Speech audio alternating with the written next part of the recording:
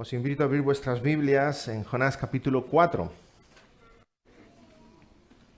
Jonás capítulo 4 es el cuarto sermón en esta serie en la que estamos meditando este verano. Habrá un quinto sermón el próximo domingo, será una conclusión sobre el libro de Jonás, los grandes temas en Jonás, y el domingo que viene hablaremos sobre todo de cómo los evangelios se refieren al libro de Jonás, cómo el Señor Jesús menciona el libro de Jonás. Hoy estamos en Jonás capítulo 4, en la recta final, el último tramo en este precioso relato. Y Jonás capítulo 4 y todo el libro de Jonás nos habla de cambio, y cambio es probablemente lo que más escuchamos en nuestros días, con tanto lío político, ¿verdad? Todos los políticos hablan siempre de que van a traer el cambio. Y los educadores hablan del cambio en el sistema educativo. Y los psicólogos pretenden también cambiar a las personas. Todo el mundo habla de cambio. Incluso tú te miras en el espejo y te dices a ti mismo, ya es hora de un cambio. Sea en tu carácter, sea en tu peinado, todos deseamos cambiar. Pero lo cierto es que el único que puede producir cambios es Dios. Y lo vemos en el libro de Jonás. Jonás es un libro espectacular en cuanto al cambio. Cambios radicales desde el principio. El mar se embravece y Dios lo calma. Los marineros invocan a sus dioses y acaban invocando a Jehová. Los ninivitas hacían lo malo y ahora hacen lo bueno. Dios anuncia destrucción y sin embargo perdona y trae gracia. El libro de Jonás está lleno de cambios políticos, cambios éticos, cambios psicológicos, cambios espirituales, cambios de todo tipo. Y Dios es el gran protagonista, llevando a cabo todos esos cambios. Ahora Dios busca en Jonás capítulo 4 el cambio más profundo. Dios habla al corazón de Jonás. Dios quiere que Jonás examine sus motivaciones, creencias y convicciones más profundas. ¿Por qué Jonás se comporta como se comporta? ¿Por qué Jonás siente como siente? ¿Por qué Jonás piensa como piensa? Y ahí es donde Dios apunta en la vida de Jonás y en tu vida también. Un cambio de raíz, un cambio de corazón, un cambio desde el interior. Dios habla al corazón de Jonás para que en Jonás no haya solamente un cambio exterior, sino un cambio verdadero. En el tercer capítulo hemos visto, la semana pasada, la gran conversión de Nínive y nos sorprende cómo reacciona Jonás. ¿Cómo debería estar Jonás? Gozoso, ¿verdad? Alabando al Señor, cantando salmos, danzando de alegría. Sin embargo, Dios convierte toda la ciudad de Nínive en Jonás capítulo 3 y fijémonos cómo empieza el capítulo 4. Pero Jonás se apesadumbró en extremo y se enojó. Otra traducción dice, pero esto desagradó a Jonás en gran manera y se enojó. Literalmente del hebreo diríamos, y esto entristeció a Jonás con un mal grande y se enojó. Vaya, el profeta de Dios, después de la conversión de los ninivitas, reacciona así. Este es un libro de emociones muy fuertes. Si en vez de leer el libro de Jonás pudiéramos escuchar el libro de Jonás, oiríamos gritos, llantos, lamentos, risas, ¿sí? Emociones muy fuertes. Recordemos que hace poco veíamos a Nínive y a su rey tristes y arrepentidos y clamando al cielo. Más adelante vamos a ver a Jonás gozoso porque Dios le ha dado una calabacera, riendo. Y después veremos a Jonás deprimido, abatido, triste, enfadado. Entonces, cuando en este momento, en este enfado, porque Dios ha salvado a Nínive, Dios le hace esta pregunta, ¿haces tú bien en enojarte tanto? Versículo 4. Jonás se enoja profundamente y Dios le pregunta, ¿haces tú bien en enojarte tanto? Y aquí el libro de Jonás nos introduce un tema que nos toca a todos, la ira. Hermano, ¿te airas? No levantemos las manos, no hace falta. Y si te airas, ¿por qué te airas? ¿Te lo has preguntado? Si te airas, ¿por qué te airas? Dios le está haciendo esta pregunta a Jonás y nos la está haciendo a nosotros. Jonás, ¿haces bien en enojarte de esta manera? Le está diciendo, Jonás, ¿qué hay en tu corazón? En el mío hay gozo, porque Nínive se ha arrepentido. ¿En el tuyo qué hay? ¿Tristeza? ¿Enfado? ¿Y por qué esa tristeza y ese enfado? ¿Qué quiere decir Dios con esta pregunta? Hermanos, la ira en sí mismo no es pecado. Dios nos ha creado con emociones y somos seres emocionales. Podemos sentir tristeza, podemos sentir alegría, podemos sentir ira. El problema es qué es lo que motiva esa ira. ¿Qué es lo que provoca esa ira? El personaje bíblico que más se aira en la Biblia es Dios.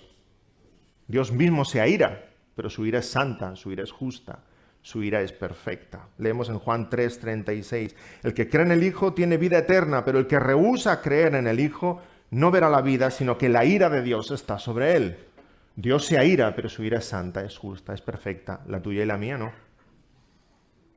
Nuestra ira es egoísta. Nuestra ira es egocéntrica. Dice Juan Calvino que al menos pecamos 3 veces cuando nos airamos. Primero, porque las razones son egoístas. Segundo, porque no somos capaces de controlar la ira. Tercero, porque al airarnos, herimos. O sea que cada vez que nos herimos, pecamos 3 veces. El Señor Jesucristo se aira en los evangelios, ¿recordáis? Cuando han puesto aquellas mesas los cambistas y están haciendo negocio en la casa del Señor. Se aira no solo porque han convertido en cueva de ladrones la casa del Señor y han puesto aquellos tenderetes o aquel mercado, sino que el patio del templo era el lugar donde los gentiles podían entrar a orar. Estaban privando del acceso al patio del templo, o sea, estaban privando el acceso a los gentiles a adorar al Señor. Y habían convertido el patio en un mercado. El Señor Jesús se aira, pero su ira es noble, es santa, es justa, es motivada por un celo por la casa del Señor y por la gloria de Dios. Las emociones en sí mismas no son pecado, pero aquello que motiva esas emociones puede ser pecado. Tú puedes estar muy contento y estar pecando. Claro, si estás contento porque al vecino que te llevas tan mal con él se ha caído y se ha roto una pierna, estás contento y estás pecando, ¿sí? Pero puedes estar contento y ser una alegría santa. Estás contento porque has podido hablar del Evangelio con aquel vecino. Lo mismo con la tristeza. Puedes estar triste y estar pecando. Porque lo que hay en tu corazón es envidia, es enojo, es ira, Puedes estar triste y no estar pecando.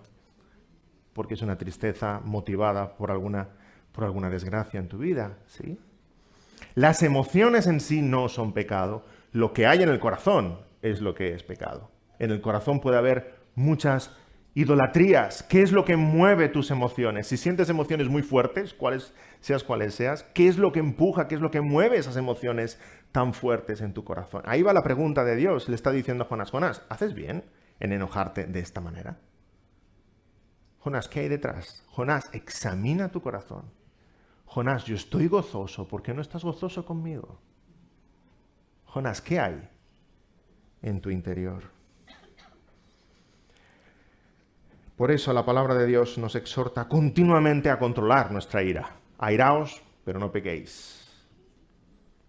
No se ponga el sol sobre vuestro enojo. Y Proverbios 29, el necio da rienda suelta a toda su ira, mas el sabio al fin la sosiega, la controla.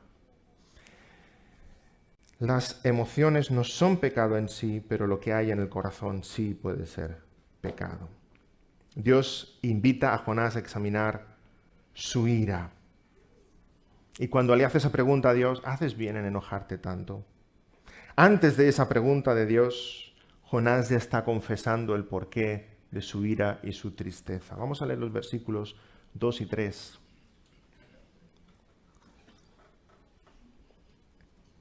Y oró a Jehová y dijo, ahora, oh Jehová, ¿no es esto lo que yo decía estando aún en mi tierra? Por eso me apresuré a huir a Tarsis, porque sabía yo que tú eres Dios clemente y piadoso, tardo en enojarte y de grande misericordia, y que te arrepientes del mal. Ahora pues, oh Jehová, te ruego que me quites la vida, porque mejor me es la muerte que la vida. Qué oración tan bonita. Qué diferente esta oración de Jonás de aquel clamor desde el vientre del pez, ¿verdad? En el vientre del pez, Dios estaba Jonás estaba dando gracias y alabando al Señor por su misericordia y ahora está reprochándole a Dios que tenga misericordia. O sea que cuando la misericordia es para contigo, muy bien, ay, gracias Señor. Pero cuando la misericordia es para otros, mejor me quiero morir, no puedo contemplar esto. Jonás se está comportando como ese niño pequeño malcriado que le das un caramelito y dice, ¡ay, gracias! Y te giras y le das un caramelito a un niño desconocido que pasa por ahí y el otro responde, ¡no! ¡Es mío! Esto es lo que está haciendo Jonás. Mientras la misericordia será para él, sea para Israel, sea para... Porque, claro, Jerusalén tiene el copyright de Dios, ¿verdad? Es para ellos. Pero cuando Dios es bueno para con fuera, con esos paganos, con esos inmorales, con esos... Pero por favor, esto es inadmisible. Antes la muerte. No puedo contemplar esto, dice Jonás. Dios tiene que trabajar mucho en el corazón de Jonás, como tiene que trabajar mucho en el tuyo y en el mío. A pesar de su gran enojo, Jonás ora y Jonás dice por qué está enfadado. Ya sabía yo que tú eres clemente y piadoso. Dios es bueno, por eso Jonás está enojado. Y acaba de salvar a 120.000 personas, 120.000 paganos, 120.000 gentiles, 120.000 enemigos de Israel. Y así como Jonás estaba agradecido cuando la misericordia fue con él, ahora su oración es una gran queja, un gran lamento. Jonás está triste y airado y triste. Tiene una ira triste o una tristeza airada, como queráis. Porque la tristeza y la ira, hermanos, son hermanas gemelas, si me permitís. Cuando algo nos frustra profundamente, o respondemos en ira o respondemos con tristeza. Claro, no queda muy bien que Jonás responda con ira hacia el Dios al cual supuestamente sirve, ¿verdad? Así que esa ira se la traga y se convierte en una profunda depresión, una profunda tristeza. Cuando no podemos expresar esa ira, se convierte en una profunda tristeza. Me gusta compararlo con un volcán. El volcán en erupción es la ira, ¡pum!, sale toda la lava y tapa a todos los que están alrededor. Pero si ponemos una gran roca sobre ese volcán y ese volcán no puede expulsar la ira, no puede expulsar la lava, se la traga hacia adentro. Esto es lo que pasa con Jonás. Tiene una profunda tristeza porque no puede hacer nada con esa ira. Es contra Dios y además ya está hecho. No se puede cambiar. Nínive se ha arrepentido. Profunda tristeza hasta el punto de desear la muerte. Qué contraste, ¿verdad? Decíamos, el libro de Jonás está lleno de emociones fuertes. No es la primera vez que sale la tristeza. Hace poco, el capítulo anterior, hemos visto la gran tristeza de Nínive. Los ninivitas están tristes en un profundo lamento. El corazón del rey está triste y el de los ninivitas, y hay arrepentimiento, claman al cielo, claman a Dios, porque son conscientes de su ofensa, conscientes de su pecado. Los ninivitas estuvieron en luto y clamaron al Señor, y Dios les perdonó. Tenemos la tristeza de los ninivitas, y por otro lado tenemos ahora la tristeza de Jonás, pero es otra tristeza. Es una tristeza egoísta. Es una tristeza no de arrepentimiento y dolor por ofender a Dios, la tristeza de alguien que no tiene lo que quiere. La tristeza de alguien que no se sale con la suya. La tristeza de alguien que ve que el mundo no es como él desea. Jonás está enojado con Dios. Así que, hermanos, tenemos dos tristezas. No hay una tristeza, hay dos tristezas. Una tristeza que agrada al Señor y una tristeza que desagrada al Señor. Una tristeza que nos mueve a la santidad, a la obediencia, a la devoción. Una tristeza que nos aleja del Señor, una tristeza egoísta. La tristeza que el mundo necesita es la tristeza de los ninivitas. La tristeza que tú necesitas en tu vida es la tristeza de los ninivitas. De profundo pesar y arrepentimiento al ver tu vida y ver la santidad tan grande de Dios y cómo necesitas de su misericordia. Necesitamos menos de la tristeza de Jonás, más de la tristeza de Nínive. Necesitamos menos de la tristeza de Judas, que lloró amargamente. Necesitamos más de la tristeza de Pedro, que lloró amargamente, pero acudió a los pies de Cristo. 2 Corintios 7:10 nos describe dos tristezas, la de Nínive y la de Jonás, porque la tristeza que según Dios produce arrepentimiento para salvación, de que no hay que arrepentirse, pero la tristeza del mundo produce muerte. Que tu tristeza, querido hermano, sea la primera, la de Nínive. Es la que nos lleva por la senda estrecha. Es la que nos lleva a dejar nuestros pecados atrás. Jonás ora al Señor. Nínive se convierte, Jonás se frustra, Jonás está irado, Jonás está triste y Jonás ora. Pero ¿qué oración? ¿Qué oración? No ora dando gracias a Dios por su misericordia.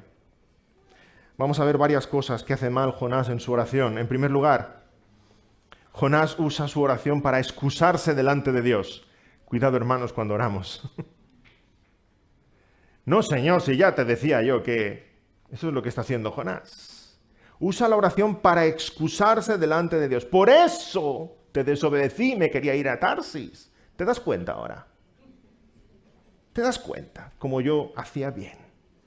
No, he seguido tu plano al final, pero es que mi idea era mejor. Porque sabía yo que ibas a salvarles. Señor, quería huir exactamente por esto. ¿Ves? Y al final ha pasado lo que yo me temía. ¿Ves cómo yo tenía motivos? ¿Ves cómo yo tenía razón? ¿Ves ahora, Señor, que hacía bien yo en huir? No tuve más remedio. Mira lo que ha pasado. Jonás está diciéndole a Dios, con toda la desfachatez del mundo, que su plan era mejor que el plan del Todopoderoso. Y que si había desobedecido, había razones justas para ello. Nos excusamos, hermano, ¿te excusas delante de Dios? Cuando en tu mente estás pensando en desobedecer al Señor y finalmente el Señor envía una ballena y envía todo, he dicho una ballena, un gran pez, etc. Y realmente te vuelve a encaminar por la vereda que Él quería y las cosas no salen bien o no salen como tú te pensabas, levantas la oración de Jonás y dices, si ya hacía yo bien con hacerlo a mi manera, ¿qué lo ves, Señor? ¿Aquí es donde me querías traer? Sean cuales sean los resultados en tu vida, Dios siempre tiene razón. Su plan siempre es el bueno. Él siempre es santo. Él siempre sabe la verdad. No uses tus oraciones para excusarte delante de la presencia de Dios. En segundo lugar, usa la oración para decirle a Dios que Él estaba equivocado. Como Adán, ¿recordáis cuando Dios viene a exhortar a Adán, Eva y la serpiente? La excusa de Adán. No, la mujer que tú me diste es la que me dio a comer. No es por nada, tú me la diste, yo no te la pedí. La mujer que tú me diste, o sea, Adán está de algún modo echándole la culpa a Dios por las circunstancias presentes. Lo mismo es lo que está haciendo aquí Jonás. Todo esto es por tu causa, Señor. Tú es lo que querías y hasta aquí nos has traído. El versículo 2 es realmente curioso. Parece que Jonás está usando las mismas palabras que Moisés en Éxodo 34. Cuando Moisés ve el pecado del pueblo de Israel al bajar de Sinaí, Moisés rompe las tablas de la ley. Moisés regresa de nuevo al monte para interceder por su pueblo. Moisés dice lo siguiente en Éxodo 34:6. Jehová, Jehová, fuerte, misericordioso y piadoso, tardo para la ira y grande en misericordia y verdad, que guarda misericordia a millares, que perdona la iniquidad, la rebelión y el pecado. Moisés está intercediendo delante de Dios por ese pueblo para que Jehová no los destruya. Y ahora Jonás usa las mismas palabras de Moisés para echarle en cara a Dios que es misericordioso, que es paciente, que es bondadoso.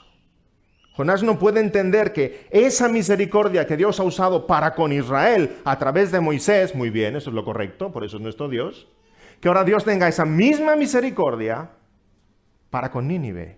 Ah, no, de ninguna manera. Ya sabía yo que tú eras ese Dios al cual clamaba Moisés. Misericordioso, tardo para airarse, bondadoso. Jonás no acaba de entender, y este es un gran mensaje en el libro de Jonás, que Dios salva a quien Él quiere, que la salvación pertenece a Jehová, y que Dios ha decidido que la salvación también es para los de afuera. Aquello que vemos tan claramente luego en el Nuevo Testamento, pero lo vemos continuamente en el Antiguo Testamento. La salvación también es para los de afuera. Para Ruth la Moabita, para Rahab de Jericó, para Naamán el sirio, para los samaritanos, para los griegos, para los romanos, para los de este rebaño y para los del otro rebaño, como dice Juan, para los de cerca y para los de lejos. Jonás no acaba de ver que la salvación de Jehová es para quien Jehová quiera. Y Él tiene misericordia de quien Él tiene misericordia. Para ti y para mí, que estábamos lejos, muy lejos, pero nos ha venido a alcanzar. En tercer lugar, Jonás usa la oración para pedir la muerte. Este es el plan de Jonás. Si vemos todo el libro de Jonás, Jonás continuamente quiere huir. Y la máxima huida es la muerte. Desaparecer, no ver más lo que tienes delante de tus ojos. Ya deseó la muerte cuando estaba en el barco y los marineros le echaron por la borda. Pero Jonás sabe que no puede quitarse la vida, porque solo Dios puede quitar la vida, así que Jonás pide la versión cristiana del suicidio. O sea, Señor, tú quítame la vida. Te pido, Señor, que tú me quites la vida. Porque me quiero ir de aquí. Esto es tan desagradable. O sea, Nínive arrepentida, convertida, esto es tan desagradable que mejor la muerte antes que contemplar esto. O sea, o envías fuego del cielo como Sodoma y Gomorra y los consumes a ellos o me consumes a mí. Pero juntos no podemos estar. Dios le pregunta, versículo 4, ¿haces tú bien en enojarte tanto? Jonás. Dios muestra una misericordia en este libro, pero hermanos, os he de decir que con quien muestra más misericordia y paciencia no es con los ninivitas ni con los marineros, es con su profeta. Es con su profeta. Si yo fuera Dios y Jonás dijera, quítame la vida, no me des ideas, no me des ideas. ¡Qué paciencia, Señor! Jonás ahí enojado, enfadado, queriéndose morir, y Dios sigue bondadoso, cuidadoso, exhortando, consolando, y vamos a ver todo lo que sucede con la calabacera después. Dios no castiga a Jonás, sino que le pregunta, ¿haces tú bien en enojarte tanto? Jonás, reflexiona, ¿qué hay en tu corazón? Dios espera que Jonás vea la realidad de su propio corazón y producir un cambio en Jonás. Como tantas veces Dios te pone a ti entre la espada y la pared y sigues enojado, triste, frustrado, y Dios está esperando que veas la realidad de lo que hay en tu corazón. Oh, si Jonás hubiera clamado como David en el Salmo 51, ten piedad de mí, oh Dios, conforme a tus misericordias. Conforme a la multitud de tus piedades, borra mis rebeliones. Lávame más y más de mi maldad y límpiame de mi pecado. Crea en mí, oh Dios, un corazón limpio, renueva un espíritu recto dentro de mí. ¡Wow! Como hubiera sonado esto en labios de Jonás, ¿verdad? Jonás no hacía bien enojarse tanto, y tú y yo no hacemos bien en enojarnos tanto. Jonás no es más que una caricatura de ti, ¿te das cuenta? De que tú eres Jonás. Un poco exagerado, pero seguimos siendo Jonás en este libro. El corazón de Jonás no es muy diferente al tuyo. Tú y yo nos enojamos, y cuando tú y yo nos enojamos con una ira que es totalmente egocéntrica, es porque el mundo pensamos que no es como quisiéramos. Que Dios al fin y al cabo se equivoca. Esta no puede ser la realidad. ¿El Creador ha creado esto? Pues no. No es de mi conveniencia. Si yo fuera Dios, crearía otro mundo. Mucho mejor que este. Cuando nos airamos contra el prójimo y contra el Creador porque creemos que las circunstancias no son las que nosotros deseamos. Porque la vida no me está tratando como yo me merezco. Al fin y al cabo. nos enojamos con Dios y le echamos en cara haber seguido su voluntad, que ahora las cosas no vayan bien, cuando Dios permite algo que no nos gusta. No entendemos lo que sucede, no vemos por qué Dios hace las cosas de cierta manera, pensamos que nuestra opinión es mejor que la suya, y lo que debemos hacer es, como David, humillarnos y pedirle que nos cambie el corazón. Y como dijo Pablo, antes sea Dios veraz y todo hombre mentiroso. Él está en lo cierto. Examinemos nuestro corazón. Pregúntate, hermano, ¿qué es lo que me alegra? ¿Qué es lo que me entristece? ¿Qué es lo que me aira? Sentimos grandes emociones y detrás de esas grandes emociones hay grandes ídolos en nuestro corazón. Cosas que queremos mucho, muchísimo y que si no las tenemos nos morimos. Y la vida cristiana es mucho más que hacer lo correcto. La vida cristiana es hacer lo correcto con el corazón correcto. Porque si solo hacemos lo correcto, no somos más que una pandilla de fariseos. Deseas hacer lo correcto en tu vida con el corazón correcto, con la motivación correcta, adorando al Señor. Esa gran ira de Jonás, esa gran alegría de Jonás, dos emociones muy fuertes en el mismo capítulo, nos están mostrando qué hay en el corazón de Jonás. El libro de Jonás nos dice qué cosas son importantes para Jonás. Porque no solamente hay alegría y tristeza, sino que hay gran alegría y gran tristeza. El volumen de las emociones nos está diciendo que algo es muy importante en el corazón de Jonás. Una nota para los papás, los niños que no escuchen. ¿Podemos instruir a nuestros hijos en la verdad y explicarles la verdad? Pero los niños también aprenden de nuestras emociones. Tú puedes decirle a tu hijo lo que es realmente importante en la vida y las cosas que no tienen ninguna importancia en la vida.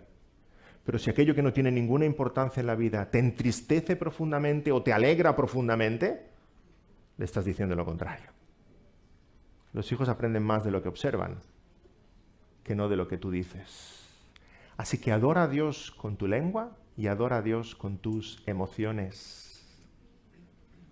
Que tu tristeza sea para la gloria de Dios, que tu ira sea para la gloria de Dios,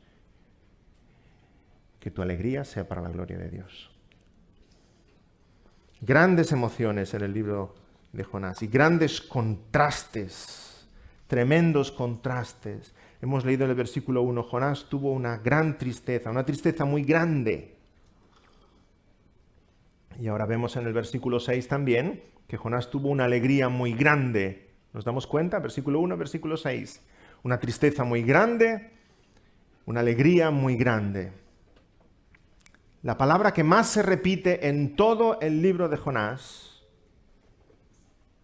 es grande. Es un libro grande. Bueno, es un libro pequeñito, 4 capítulos, pero el contenido es grande. Un libro muy grande. Hasta 14 veces aparece la palabra grande. Si queréis seguirme en vuestras Biblias, la traducción no siempre lo expresa así, grande, pero os voy a leer literalmente dónde ocurre la palabra en hebreo gadol, que es grande. Capítulo 1, versículo 1. Nínive es una ciudad grande. Capítulo 1, versículo 4. Dios hizo levantar un viento grande. Capítulo 1, versículo 4. Hubo una tempestad grande. Capítulo 1, versículo 10. Los marineros temieron con un temor grande. Capítulo 1, versículo 12. Por causa de Jonás vino una tempestad grande. Capítulo 1, versículo 16. Los marineros temieron con temor grande. Capítulo 1, versículo 17. Dios envió un pez grande. Capítulo 3, versículo 2. De nuevo Dios habla de Nínive, una ciudad grande. Capítulo 3, versículo 3. Se nos repite que Nínive es una ciudad grande en extremo. Capítulo 3, versículo 5. Los ninivitas se arrepintieron desde el más grande hasta el menor. Capítulo 3, versículo 7. Proclamaron ayuno el rey y sus grandes. Y el contraste llega en el capítulo 4. Cuando al fin la palabra grande se aplica a Jonás. Hasta ahora no. Hasta ahora todo es grande. Pero al fin, cuando la palabra grande se aplica a Jonás, Tristemente, vemos esas emociones en sentido inverso. Jonás no se alegra con una alegría grande por el arrepentimiento de Nínive, sino con una tristeza muy grande por el arrepentimiento de Nínive. Y luego, cuando Dios le da aquella calabacera, su alegría es grande. Las emociones de Jonás están al revés, porque algo está al revés en su corazón. Acaba el libro de Jonás, capítulo 4, versículo 11, cuando de nuevo Dios nos recuerda que Nínive es una ciudad grande. La necesidad está ahí, Jonás. Vuelve del desierto, la necesidad está allí. Todo es grande en el libro de Jonás.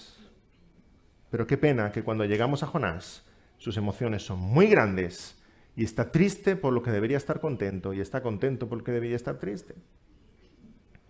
Así pasa contigo, así pasa conmigo y nos tenemos que preguntar cuando estamos muy contentos y cuando estamos muy tristes, Señor, ¿qué es lo que hay en mi corazón?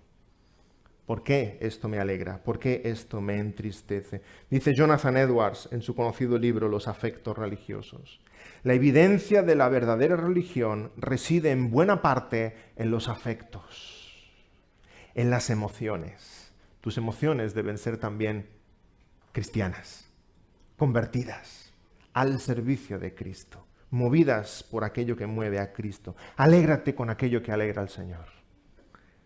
Y siente tristeza por aquello que entristece al Señor. Que acompañen tus emociones a tus palabras. Entonces Jonás no responde a la pregunta de Dios. Jonás, ¿haces bien en enojarte tanto? Y en el versículo 5, Jonás se va al desierto.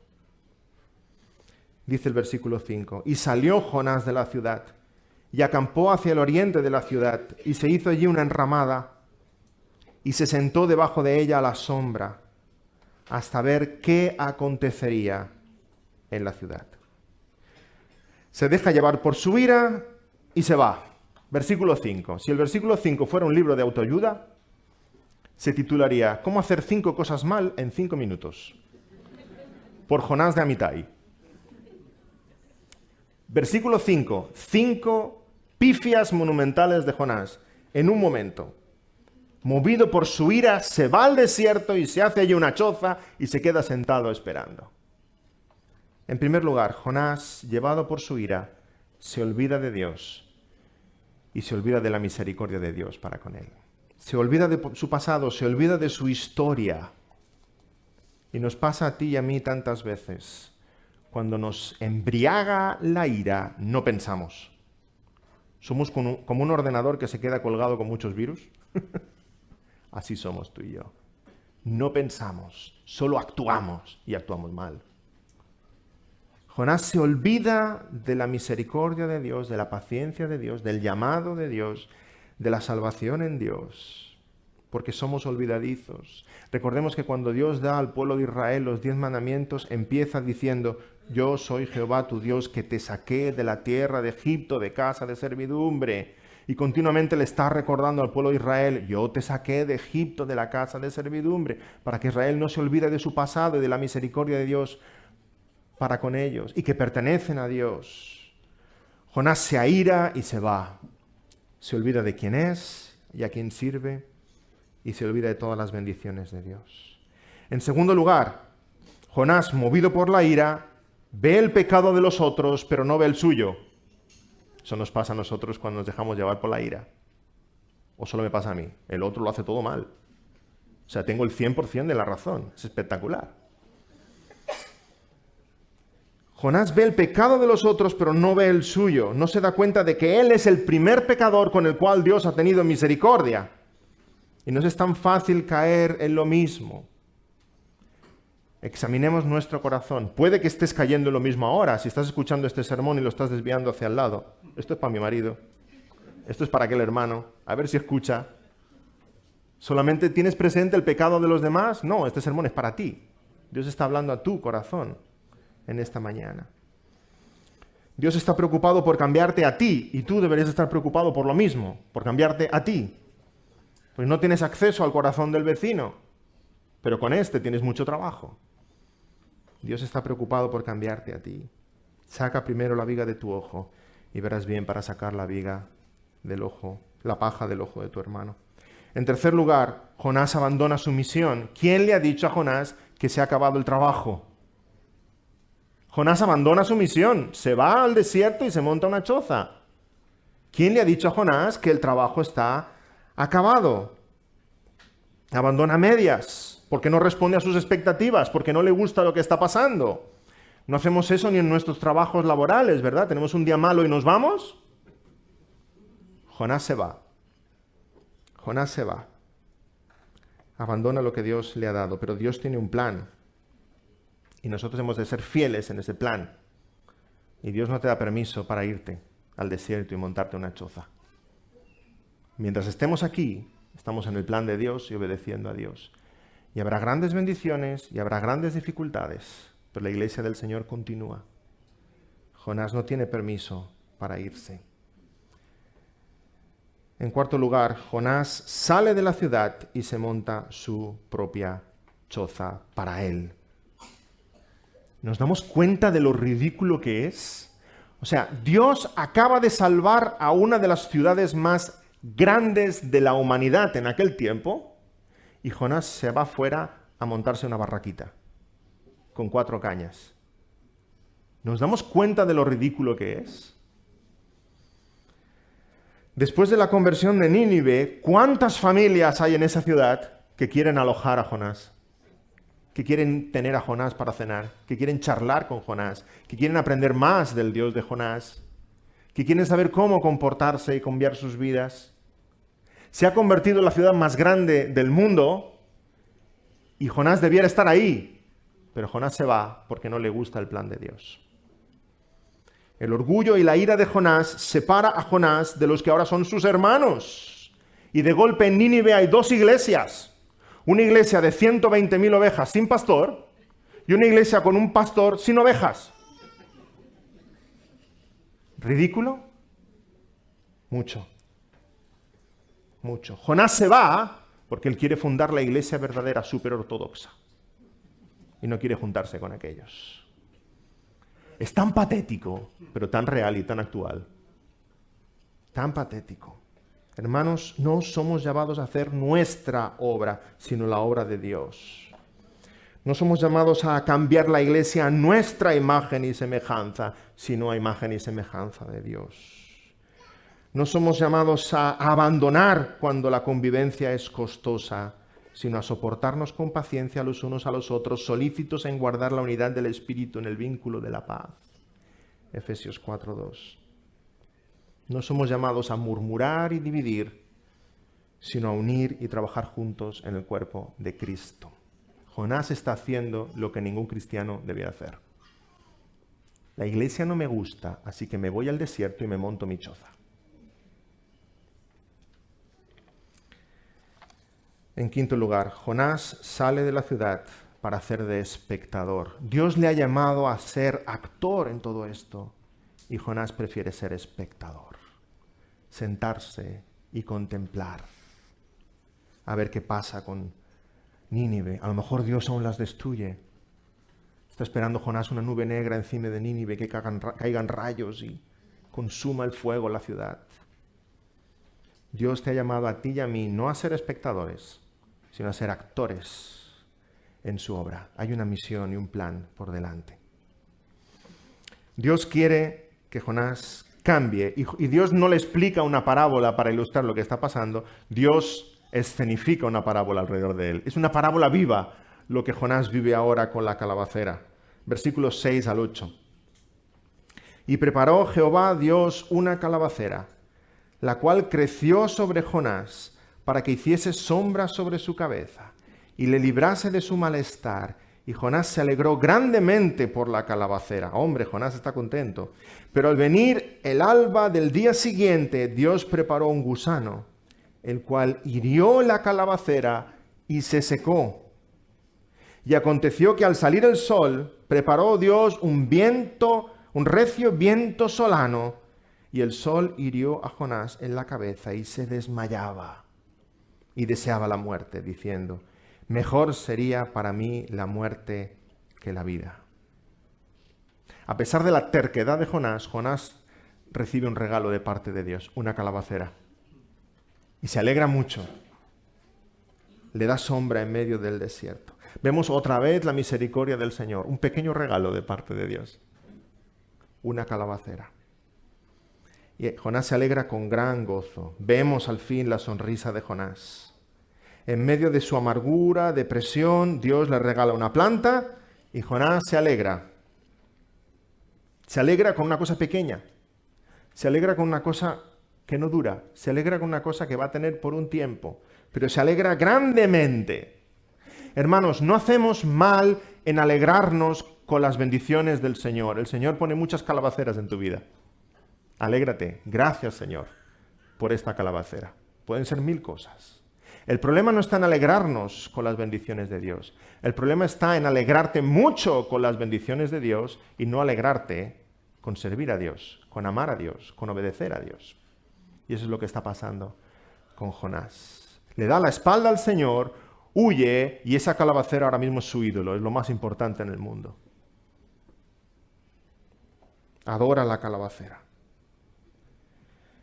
Hay bendiciones en nuestra vida y hemos de ser agradecidos y alegrarnos con las bendiciones del Señor en nuestra vida, pero las bendiciones de Dios en nuestra vida nunca pueden ser sustitutos del verdadero deleite y el verdadero gozo en nuestra vida, que es servir a Dios. Porque las calabaceras duran poco. Sea cual sea la bendición que Dios haya traído a tu vida, como la calabacera se va a secar. Igual como Dios te ha bendecido con algo, Dios puede enviar un pequeño gusano y aquello se acabó. Y si tu vida gira alrededor de la calabacera y lo más importante en tu vida es la calabacera, cuando la calabacera no está, sucede como a Jonás, me quiero morir. La vida no tiene sentido. No idolatres las bendiciones de Dios. Adora al Dios que te da esas bendiciones. Dios hace crecer la calabacera. Dios también envía un gusano. Dios es el que da las bendiciones en tu vida. Dios es el que quita las bendiciones en tu vida. Igual como Él es sabio en darte, Él es sabio en quitarte aquello que sabe que te tiene que quitar. El gusano muerde la planta y se seca y se muere. Y además Dios envía un viento del desierto que hace que Jonás se desmaye y desee la muerte. Mejor sería para mí la muerte que la vida. Si Jonás hubiera reaccionado como Job, lo perdió todo Job, no perdió una calabacera, perdió mucho más. Todo. Y sin embargo, exclama, desnudo salí del vientre de mi madre y desnudo volveré allá. Jehová dio y Jehová quitó, sea el nombre de Jehová bendito. No pongas tu confianza en el trabajo, en la salud, en el dinero, en la familia, en los recursos, en los estudios, en la pareja ideal, en los hijos. Todo viene y se va, viene y se va. Como una calabacera se seca. Pon tu confianza solamente en el Señor. Pon los ojos en Cristo, que es la roca firme que permanece para siempre. Y no hagas un ídolo de ninguna cosa que Dios haya puesto en tus manos. Mucho me enojo hasta la muerte, dice Jonás. Versículos 9 al 11. Entonces dijo Dios a Jonás, ¿tanto te enojas por la calabacera? Y él respondió, mucho me enojo hasta la muerte.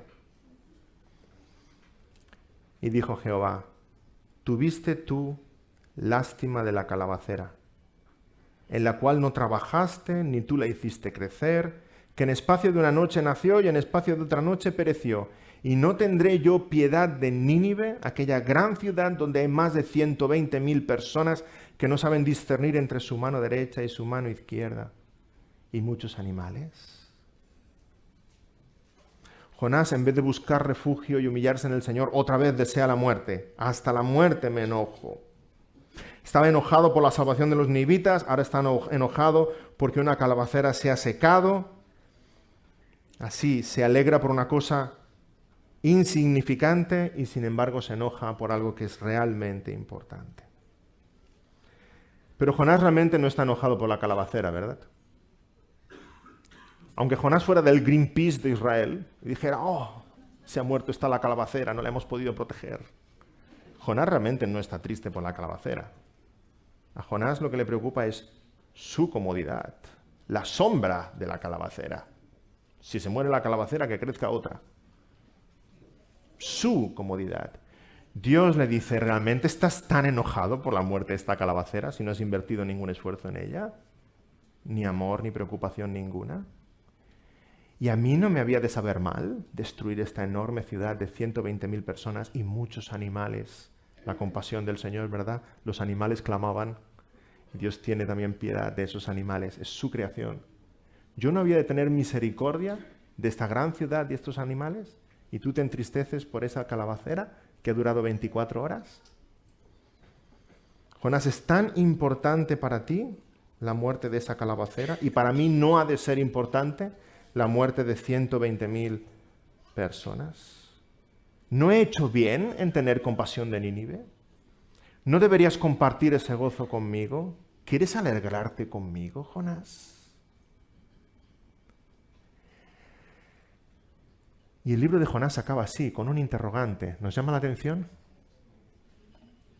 ¿Sabéis las películas cuando acaban con un final abierto?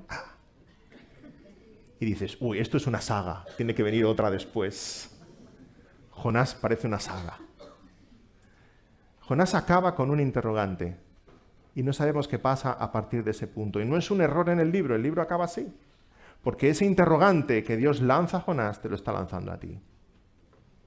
Hermano, ¿no deberíamos tener misericordia por los perdidos? Estamos como Jonás sentados esperando el gran juicio contra estos infieles, paganos, y Dios debe acabar con ellos, y no hemos de tener esa misma misericordia que Dios tiene, ese mismo celo, ese mismo amor. Una vez más, Jonás aquí es tipo del Señor Jesucristo, pero por la vía del contraste. Jonás, delante del gozo de esa gran ciudad perdonada por Dios, dice, me enojo hasta la muerte. Jesús en Getsemaní orando delante de todos nosotros, pecadores, y a punto de comprar nuestro perdón, dice, mi alma está muy triste hasta la muerte. La historia de Jonás nos invita a reflexionar sobre nuestra propia vida para ver lo grande que es la gracia de Dios y lo pequeña que es nuestra misericordia. Lo egoísta que es nuestro corazón, que nos parece muy bien que Dios sea bueno y misericordioso para conmigo, pero no tiene por qué serlo para con los demás. Y quiere el Señor que lleguemos a esta conclusión. Mi corazón se parece al corazón de Jonás más de lo que quisiera, y quisiera que mi corazón se pareciera más al corazón de Cristo. Porque Cristo es todo bondad, es todo misericordia, es todo amor. Cristo es la gracia de Dios encarnada. Tuvo misericordia de los leprosos, de los cojos, de los ciegos. Resucitó a los muertos. Perdonó al ladrón en la cruz. Incluso delante de sus enemigos que lo estaban crucificando, el Señor dijo, perdónalos porque no saben lo que hacen. Ay, si Jonás hubiera pronunciado solo esas palabras delante de Nínive. Señor, perdónalos porque no saben lo que hacen. Jonás. Y damos gracias a Dios que Dios habló al corazón de Jonás. Quisiera concluir con una palabra de esperanza respecto a Jonás. Una última reflexión. Algo que me lleva a pensar que realmente Jonás cambió. Y que hubo un cambio auténtico y un cambio en el corazón de Jonás. Más allá de lo que tenemos escrito en estas líneas. Y la reflexión viene por aquí. ¿Quién escribió el libro de Jonás? Seguida decimos, el libro de Jonás lo escribió Jonás, ¿vale? Pero nos damos cuenta de que todo el libro de Jonás está en tercera persona. Siempre se habla de Jonás como otro personaje. Entonces es fácil concluir que otra persona escribió el libro de Jonás. Bien, entonces esa otra persona, el autor del libro de Jonás, ¿cómo sabe todo lo que pasó en el libro de Jonás? Jonás se lo explicó. Jonás se lo explicó, hermanos. ¿Quién iba a saber sino de su huida? ¿De sus sentimientos? ¿De su conversación privada con Dios? ¿De lo que pasó con los marineros? ¿De la oración desde el vientre del pez? ¿Quién estaba en el vientre del pez? Solo Jonás. Nadie puede saber todo lo que sucedió aquí, sino Jonás. Y Jonás lo explicó. Y aquí viene ese punto de esperanza y de alegría para con nosotros, porque aunque Jonás no queda bien retratado en el libro de Jonás, nos hemos reído más de una vez con Jonás. A pesar de esa experiencia humillante para Jonás, Jonás la explica, porque al fin para Jonás es más importante el mensaje de parte de Dios que Jonás mismo, que su prestigio, que su honor, que su reputación, que su orgullo. Al final Jonás aprende esta lección porque el mensaje y la edificación de los que estamos aquí son más importantes para él, que el mensaje de Dios llegue y alcance nuestros corazones. El libro de Jonás es la historia de un hombre que gracias al resplandor de la gracia de Dios pudo ver la oscuridad de su egoísmo y de su propio corazón y de cómo este hombre cambió gracias a que Dios habló a su corazón. Y esperemos que Dios hable a tu corazón también. Nos haga ver su grandeza, de su gracia y de su misericordia y nuestra necesidad de esa misma gracia y esa misericordia. Que Dios hable a tu corazón como habló al de Jonás, porque Dios tiene misericordia de los ninivitas, Dios tiene misericordia de los perdidos, pero Dios tiene mucha más misericordia de Jonás.